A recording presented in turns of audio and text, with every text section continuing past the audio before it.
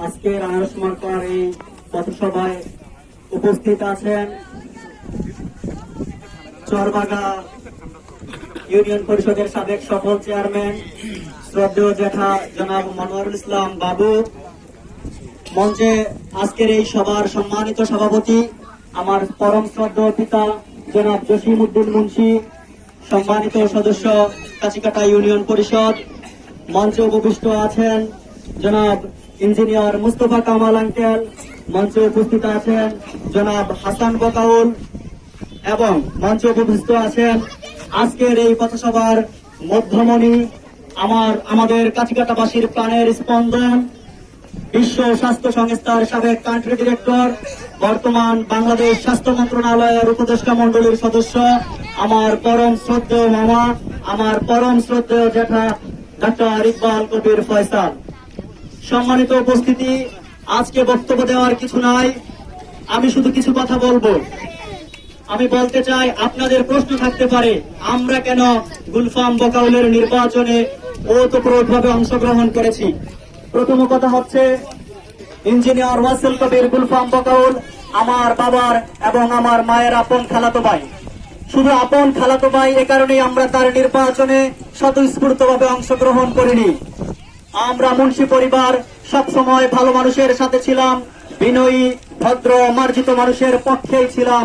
মূলত এই কারণেই আমরা ইঞ্জিনিয়ার ওয়াসিল কবির গুলফাম বকাউলের সমর্থনে এবারের নির্বাচনে মাঠে নেমেছি।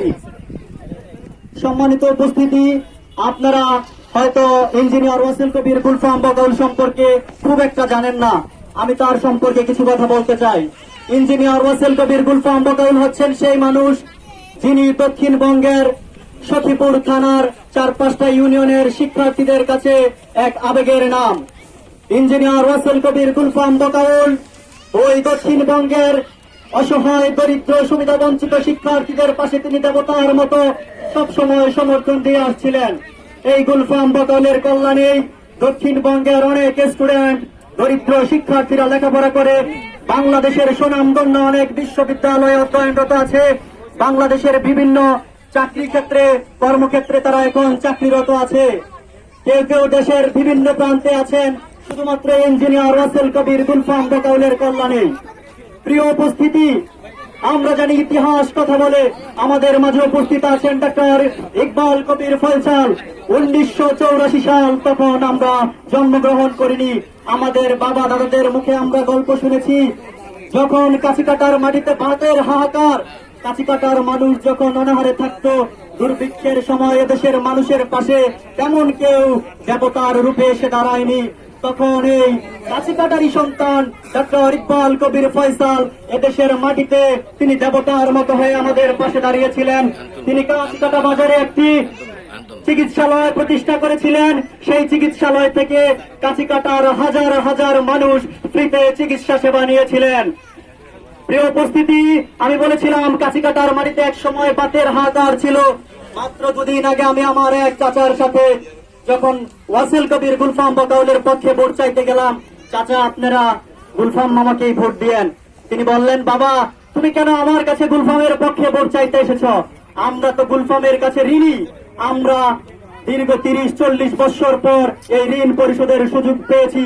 যদি সুযোগ পাই মাঠে আমরা সরাসরি নামবো, আর যদি সুযোগ না পাই আমার পরিবারের ভোট এই গুলফামের পক্ষেই যাবে ইনশাআল্লাহ।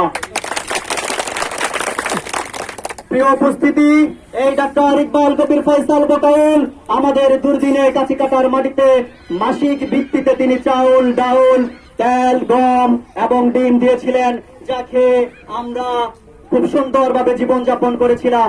এদেশের অসংখ্য মানুষের চিকিৎসা সেবা দিয়েছেন এই ডক্টর ইকবাল কবির ফয়সাল। প্রিয় উপস্থিতি, আপনারা হয়তো অনেকেই জানেন এই বাংলাদেশের ইতিহাস,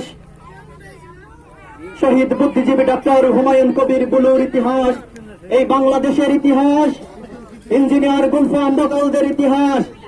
ইঞ্জিনিয়ার গুলফাম বকাউলদের ভাইদের বুকের তাজা রক্তের বিনিময় এই বাংলাদেশ গঠিত।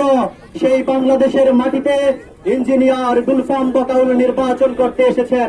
যে বাংলার মাটিতে দাঁড়িয়ে আমরা সোজা করে কথা বলতে পারছি, মাথা উঁচু করে আপনাদের সামনে কথা বলতে পারছি, একমাত্র হুমায়ুন কবির বুলুদের কল্যাণে।